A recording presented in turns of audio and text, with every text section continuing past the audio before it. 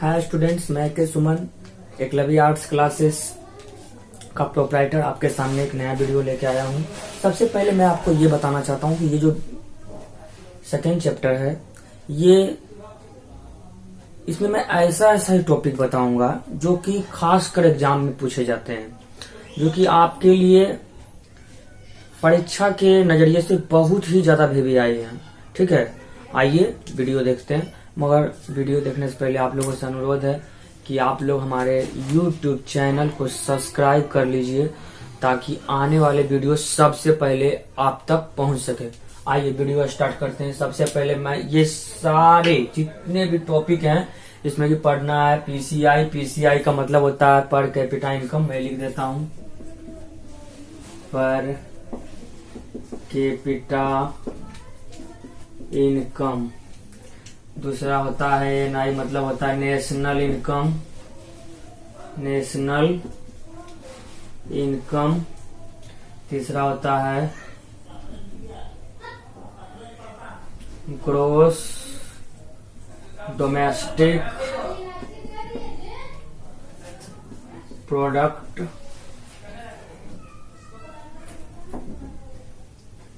इसका होता है ग्रोस, इस टाइप से लिख देता हूँ, समझ जाओगे। ऊपर का नीचे लिखा हुआ है नेशनल प्रोडक्ट, ठीक ना। ऊपर का नीचे लिखा हुआ डॉट डॉट, समझ जाओगे। इसका होता है नेशनल प्रोडक्ट। सीएसओ का होता है सेंट्रल स्टैटिकल। एसटीए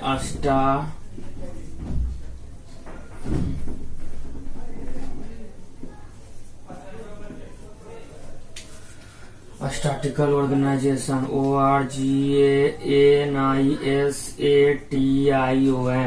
ठीक है। उसके बाद आपको इसका होता है नेशनल, इसको जरा नीचे लिख देता हूँ, इसका यूज कर लेता हूँ।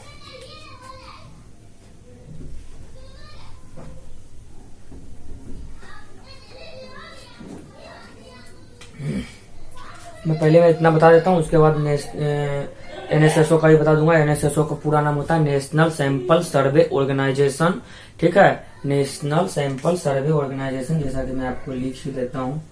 एनएसएसओ का नेशनल सैंपल SURVEY सर्वे ORGANISATION,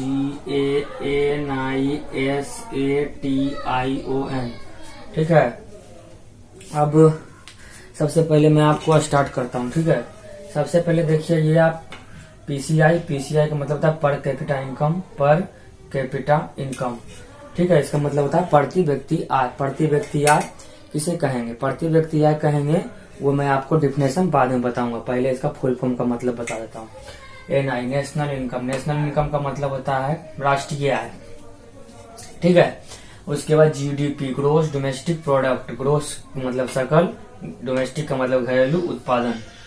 GNP gross national product, सकल राष्ट्रीय उत्पादन। एनएनपी नेट नेशनल प्रोडक्ट, शुद्ध राष्ट्रीय उत्पादन। सीएसओ सेंट्रल स्टैटिकल ऑर्गेनाइजेशन, जिसकी स्थापना 1951 अधिनियम के 1949 में जब राष्ट्रीय आय समिति का गठन पीसी मालनोबिस की अध्यक्षता में किया गया था, ठीक है। उसके बाद जो है 1951 ईस्वी में इसकी स्थापना हुई और 1954 ईस्वी के बाद से वर्तमान समय तक हमारे देश में राष्ट्रीय आय का आकलन सीएसओ सेंट्रल स्टैटिकल ऑर्गेनाइजेशन द्वारा किया जा रहा है।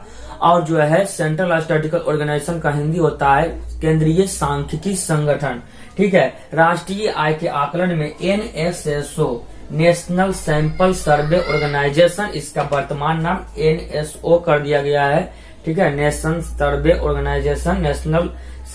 ऑर्गेनाइजेशन, मगर पहले जो था नेशनल सैंपल सर्वे ऑर्गेनाइजेशन था।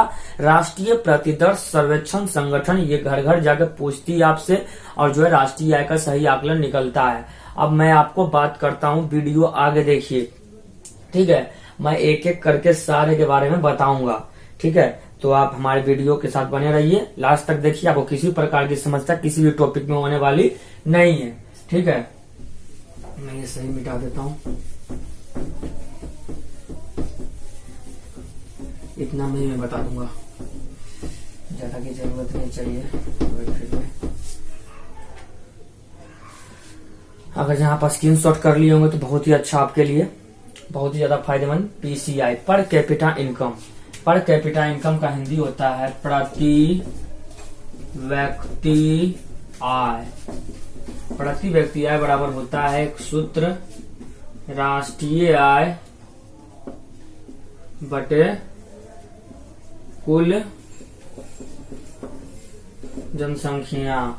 पीसीआई इजकल टू एनआई बटे एपी, ये हो गया आपको। ठीक है, दोनों माध्यम में आपको फॉर्मूला लिख दिया। सबसे पहले आप देखिए, पीसीआई पर कैपिटा इनकम मतलब प्रति व्यक्ति आय, राष्ट्रीय आय बटे कुल जनसंख्या। आपको एग्जाम में आ गया कि प्रति व्यक्ति आय क्या है, तो वेरी सिंपल, आप बिल्कुल आसान तरीके से लिख सकते हो। किस तरह लिख सकते हो, देखो मैं आपको बता रहा हूं।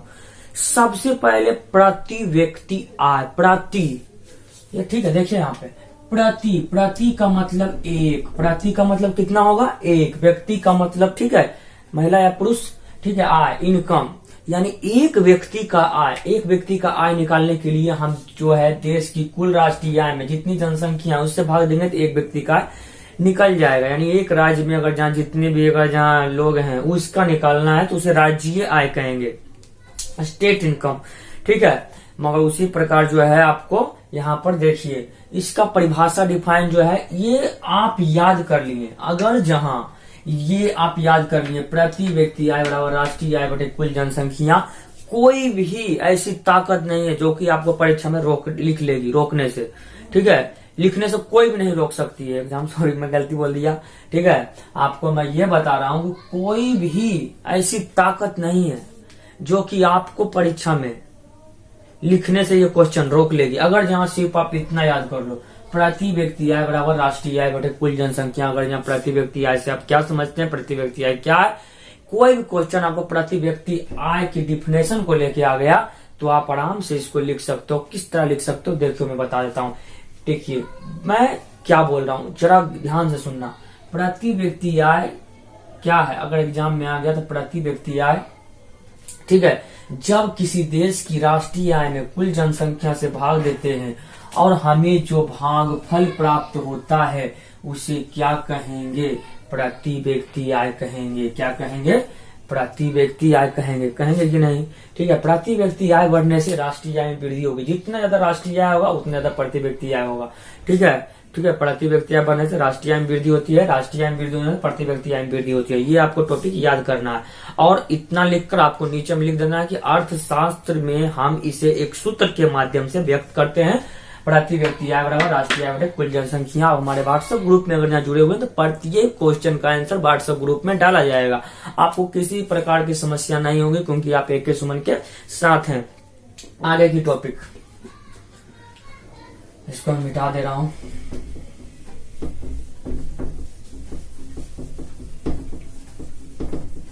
इसको भी मैं हटा देता हूं।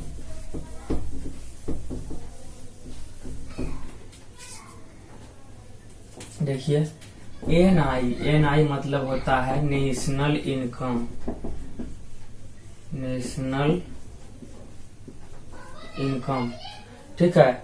नेशनल इनकम मतलब होता है क्या चाहिए आपको, नेशनल इनकम। नेशनल इनकम का मतलब होता है आपको राष्ट्रीय आय। एक वर्ष के भीतर जितनी वस्तुएं एवं सेवाएं उत्पादित होती है उसके मूल्यों के कुल योग को राष्ट्रीय आय कहा जाता है। राष्ट्रीय आय में वृद्धि होने से, ठीक है, देश में विकास की पद्धति, विकास का स्तर ऊंचा होता है। ठीक है, किसी भी देश की विकास उसकी राष्ट्रीय आय में वृद्धि पर भी निर्भर करती है। ठीक है, राष्ट्रीय आय में वृद्धि होने से प्रति व्यक्ति आय में वृद्धि होती है।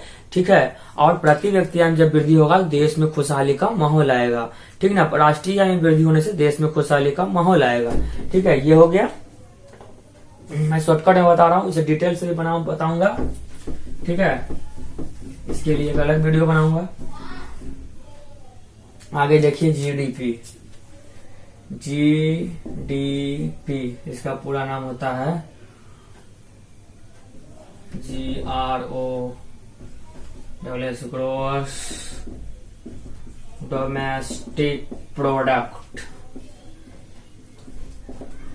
ठीक है, इसका पूरा नाम हो गया ग्रोस डोमेस्टिक प्रोडक्ट, यानी सकल घरेलू उत्पादन। इसके साथ ही मैं आपको जीएनपी में बता दूंगा। जीएनपी बिल्कुल आसान होगा, ठीक ना। सबसे पहले आप ये जान लीजिए कि जीडीपी और जीएनपी दोनों का परिभाषा सेम है। एक वर्ष के भीतर किसी भी देश में एक वर्ष के भीतर जितनी वस्तुएं एवं सेवाएं उत्पादित होगी, ठीक है, उसके मौद्रिक मूल्यों के कुल योग को, ठीक है, जीडीपी या जीएनपी कह सकते हैं। फिर से मैं बोल रहा हूं, किसी भी देश में एक वर्ष के भीतर जितनी भी वस्तुएं एवं सेवाएं उत्पादित होगी उसके मौद्रिक मूल्यों के कुल योग को जीडीपी या जीएनपी कह सकते हैं। अब ये मौद्रिक मूल्य क्या है, ठीक है, मैं आपको डिटेल से बता रहा हूं कि मौद्रिक मूल्य क्या है। ठीक है, मौद्रिक मूल्य बताने से पहले मैं आपको ये बता देता हूं कि एक वर्ष के भीतर मैंने बताया जितनी भी वस्तुएं एवं सेवाएं उत्पादित होती है उसके मौद्रिक मूल्यों के कुल योग को, ठीक है, जीडीपी या जीएनपी कहेंगे। जीडीपी या जीएनपी हम जीडीपी कह सकते हैं। पहले जीडीपी या जीएनपी कहेंगे। मैं प्रूव करूंगा दोनों को मैं प्रूव करूंगा। ठीक है, तो सबसे पहले मैं GDP gross domestic product, domestic का मतलब घरेलू, घरेलू मतलब घर, घर मतलब कि भारत को मैं घर मान रहा हूं। इसमें घरेलू उत्पादन यानी कि देश में जो हो रहा है वो भी घरेलू उत्पादन, और जो विदेश से आ रहा है यानी कि देश में ऐसे लोग, ठीक है, या विदेश का ऐसा स्रोत जो कि विदेशी, ऐसा उत्पादन का स्रोत जो कि विदेशी आय भी, विदेश से जो इनकम आ रहा है वो भी हमारे देश में जा रहा है। ठीक ना, यानी कि बहुत से ऐसे जैसे कि रामदेव बाबा क्या कर रहे हैं, देशी हैं मगर वो क्या कर रहे हैं, भारत से, चीन से कमा रहे हैं, तो वो विदेश में जितने भी कमा रहे हैं सभी क्या होगा, देशी प्लस विदेशी उत्पादन। ठीक है, देशी प्लस विदेशी, प्रोड्यूस, पी मतलब प्रोड्यूस मतलब उत्पादन। ठीक ना, पी मतलब प्रोड्यूस मतलब उत्पादन। फिर से मैं बोल रहा हूँ, इसका मतलब पी का मतलब प्रोड्यूस। यहाँ बच्चे नहीं समझ पाते हैं, छोटे छोटे चीज नहीं समझ पाते हैं। ठीक है, ऐसे भी कहा जाता है कि छोटा छोटा चीज ही व्यक्ति जो है नहीं समझ पाता है। ऐसे भी कहते हैं लोग जो है कि पत्थर से चोट नहीं, पहाड़ से चोट नहीं लगता, पत्थर से चोट लगता। छोटे छोटे जो है पत्थर ही, उसी से हमको ठोकर लगती है। तो इसीलिए छोटे छोटे चीज को ही आप बारीकी से समझोगे तो आपको किसी प्रकार की समस्या होने वाली नहीं है। आइए देख रहे हैं, मैं बोल रहा हूं कि जीडीपी यानी कि जीडीपी का मतलब ग्रोस डोमेस्टिक प्रोडक्ट, सकल घरेलू उत्पादन।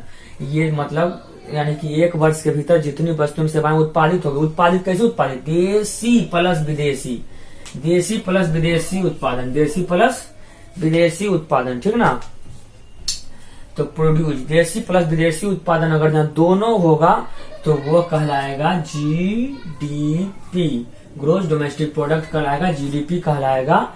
ठीक है, यानी सकल घरेलू उत्पादन कहलाएगा। आप एक चीज सिर्फ देखिए, आपको टोटल समझ में आ जाएगा। कैसे, यहाँ पर देखिएगा, यहाँ जो है मैं इसको मिटा दे, जीडीपी लिखा हूं। ठीक है, सकल घरेलू उत्पादन।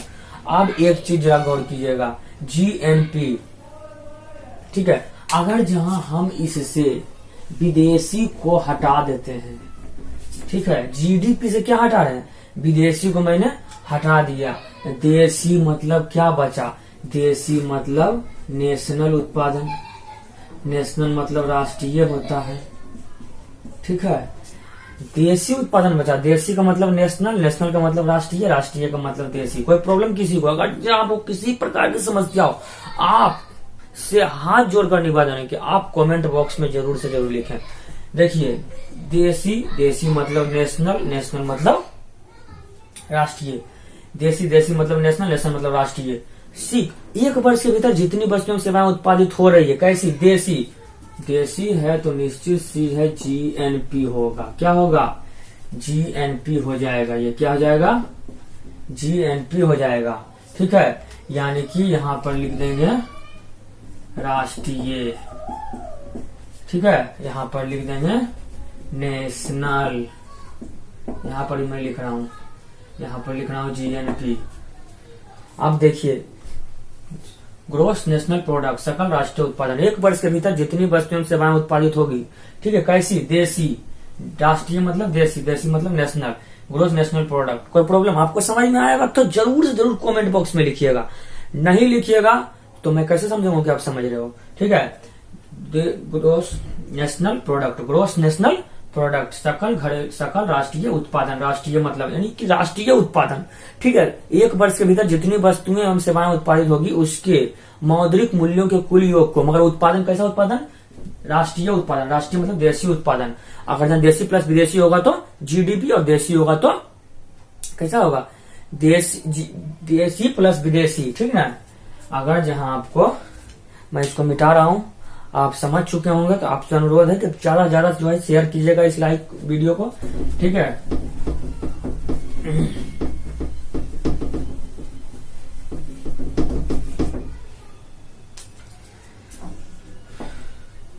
जीडीपी मतलब देशी प्लस विदेशी उत्पादन, ठीक है, और जीएनपी मतलब एन मतलब देशी, यानी कि जीडीपी में दोनों उत्पादन है, देशी प्लस विदेशी दोनों, देशी प्लस विदेशी। इसमें अगर जहां हम विदेशी उत्पादन को घटा देते हैं, विदेशी उत्पादन को घटा देते हैं तो हमें जीएनपी प्राप्त हो जाएगा, ठीक है। आपको अगर जहां ये जो है वीडियो अच्छा लगे तो अधिक से अधिक कमेंट कीजिएगा, शेयर कीजिएगा, लाइक कीजिएगा, ठीक है। आप देखिए आगे मैं आपको क्या बता रहा हूं। अब जीएनपी बिल्कुल सिंपल है। जीएनपी का मतलब है, एनएनपी मैं बनाना चाहता था, एनएनपी मतलब नेट नेशनल प्रोडक्ट, यानी कि शुद्ध राष्ट्रीय उत्पादन। शुद्ध राष्ट्रीय उत्पादन को प्राप्त करने के लिए, एग्जैक्ट शुद्ध राष्ट्रीय उत्पादन को प्राप्त करने के लिए सरकार द्वारा जितना भी राष्ट्रीय आय, इनकी शुद्ध राष्ट्रीय आय को प्राप्त करने के लिए हमें क्या करना होता है कि सरकार द्वारा जितना भी जो है कल कारखाना लगाया जाता है, या किसी व्यक्ति के द्वारा जितना भी कल कारखाना लगाया जाता है, उसमें जितना वस्तु की घिसावट होता है, पूंजी की वस्तु की घिसावट, सब को अगर हम घटा देते हैं तो हमें शुद्ध प्राप्त हो जाता है, ठीक ना। आपको शुद्ध प्राप्त हो जाएगा अगर जहां घटाएंगे उसको। तो अब आगे देखिए, आगे मैं बताने जा रहा हूं सीएसओ। सीएसओ का मतलब पूरा नाम होता है, मैं बता चुका था पहले ही, सेंट्रल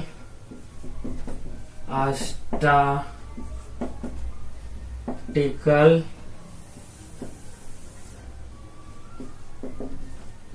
ऑर्गेनाइजेशन, यानी कि केंद्रीय सांख्यिकी संगठन। इसकी स्थापना 1949 में जो पीसी महालनोबिस की अध्यक्षता में, प्रशांत चंद्र महालनोबिस की अध्यक्षता में, फिर से बता रहा हूं, इसकी स्थापना पीसी महालनोबिस की अध्यक्ष, इसकी स्थापना के लिए 1949 ईस्वी में राष्ट्रीय आय समिति का गठन किया गया था। इसी की रिपोर्ट के आधार पर 1951 ईस्वी में हमारे देश में जो है राष्ट्रीय आय का सही पता लगाने के लिए, ठीक है, राष्ट्रीय आय का सही पता लगाने के लिए 1951 में इसकी स्थापना हुई। 1954 ईस्वी से लेकर जो है वर्तमान समय तक राष्ट्रीय आय का आकलन कौन कर रही है, आपको ये कर रही है। राष्ट्रीय आय का थोड़ा सा मैं आपको और इतिहास बताना चाहता हूं इसके साथ।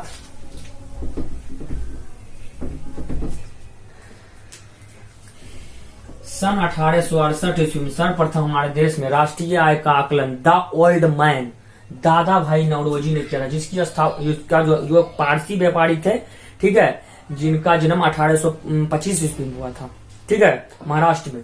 मैं आपको बता रहा हूँ 1868 ईस्वी में दादा भाई नौरोजी ने, ठीक है, दादा भाई नौरोजी ने जो है आपको सर्वप्रथम राष्ट्रीय आय का आकलन किया था, फर्स्ट, ठीक है, फर्स्ट टाइम जो है राष्ट्रीय आय का आकलन दादा भाई नौरोजी द्वारा किया गया था। दादा भाई नौरोजी, ये एग्जाम में बहुत ज्यादा पूछता है, आप इसको स्क्रीनशॉट कर सकते हैं, आप कॉपी में उतारिएगा जरूर से, ठीक है। जिसका वर्णन जो है, मैं एक सेकंड रुक जाता हूँ, आप जरूर से जरूर इसका स्क्रीनशॉट कर लीजिए। मैं इसके बाद और इसका वर्णन the poverty in un-British rule in India पुस्तक में करने का काम किया था, ठीक है। आप सेकेंड चैप्टर जाइएगा, उसमें उस पुस्तक के बारे में जरूर से जरूर बताया गया है, आप जरूर से जरूर इसको भी नोट कर लीजिएगा। और जो है राष्ट्रीय आय के आकलन में NSSO, national sample survey organisation, मैं इसको भी लिख देता हूँ फिर से, NSSO इसका पूरा नाम होता है नेशनल सैंपल सर्वे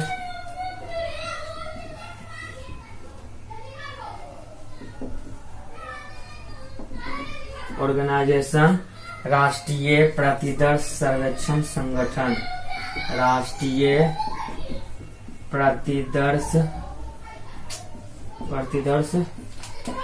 सर्वेक्षण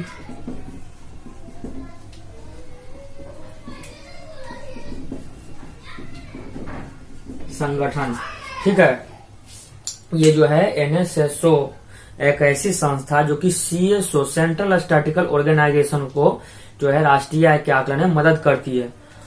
और अगर जब वीडियो आपको अच्छा लगे तो मैं बार बार बोलता हूँ, आपको लाइक कीजिए, सब्सक्राइब कीजिए, शेयर कीजिए, ज्यादा ज्यादा शेयर कीजिए, ठीक है, क्योंकि ज्यादा ज्यादा शेयर करोगे ज्यादा ज्यादा सब्सक्राइब होगा, लाइक होगा हमारे वीडियो, ठीक है। और हमारे स्टूडेंट, ठीक है, बहुत आप अच्छे लोग हो, आप लोग को हमारा सब, हमको आप लोग जो है हमें सपोर्ट कर रहे हैं, बस यही हमारे लिए बहुत बड़ी चीज है। आज जो है हमारे कुछ दुख हो रहा है मुझे, मैं आपके सामने शेयर करना चाह रहा हूँ इस वीडियो के माध्यम से। आज मेरा फेवरेट हीरो इरफान खान का मृत्यु हो गया। मैं बहुत ही सैड हूँ आज, मगर फिर भी मैं आज वीडियो बनाया हूँ, क्योंकि मेरे पापा और बहुत से ऐसे लोग हैं, इरफान खान का ही मानना है कि अगर जहाँ व्यक्ति ज्यादा ज्यादा कोई भी किसी के साथ कितनी बड़ी घटनाएं घट जाए, उसे कभी भी दुखी नहीं होनी चाहिए और अपना काम में लगा हुआ रहना चाहिए, वही उसके लिए सबसे बड़ा प्रॉफिट है। और प्रॉफिट क्या, सैड है मगर फिर भी अपना काम जरूर करना चाहिए, ठीक है। ऋषभ पंत खिलाड़ी के बारे में भी आप जरूर जानते होंगे, उनकी पिताजी की डेथ हो गई थी, फिर भी वो दिन वो बैटिंग किए थे। मेरा भी पिताजी का जिस दिन डेथ हुआ था, मैं भी उस दिन पढ़ाया था क्रैश कोर्स में, मुझे आज भी याद है। पंकज मैथमेटिक्स जो क्रैश कोर्स हुआ था, उसमें जो है नंबर 1 मैट्रिक क्रैश कोर्स में मैंने पढ़ाया था, ठीक है। और मैं क्या बोलूँ, आज बहुत ही सैड हूँ, मगर इतना ही सिर्फ आपके सामने एक बात शेयर करना चाहता हूँ। और भी, ठीक है, जीवन में कुछ करना है तो हिम्मत हारे मत बैठो, ठीक है। आगे आगे चलना है तो हिम्मत हारे मत बैठो, ठीक है। दुनिया में कुछ करना है तो हिम्मत हारे मत बैठो, आगे आगे चलना है तो हिम्मत हारे मत बैठो, पैर दिया है ईश्वर ने तो पैर पसारे मत बैठो, ठीक है। सूरज चलते तारे चलते, सूरज चलते तारे चलते, चांद रात भर चलता है। सूरज चलते तारे चलते, रात चांद भर चलता है, किरणों का उपहार बांटने सूरज रोज निकलता है। इसीलिए आपके जीवन में भी अगर जहाँ आप सक्सेस बनना चाहते हो तो ज्यादा से ज्यादा जो है आप अपने वर्क में लगे रहिएगा, क्योंकि आप जानते हैं अस्थिर पानी सरने लगता बहता निर्मल होता है, पैर दिया है ईश्वर ने तो पैर पसारे मत बैठो। दुनिया में कुछ करना है तो हिम्मत हारे मत बैठो। आप जो है ज्यादा इस चीज को शेयर कीजिए।